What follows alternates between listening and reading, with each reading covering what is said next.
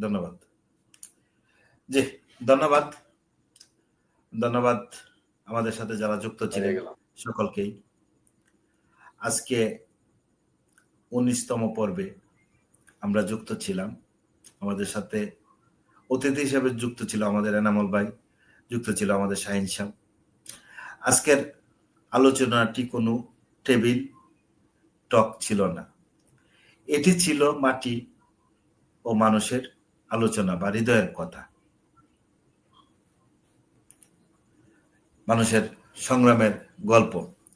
কৃষক ও মৎস্যজীবীরা তাদের কঠোর পরিশ্রমের পরেও যে সংকট ও বঞ্চনার মুখোমুখি হন তা আমাদের বুঝতে হবে।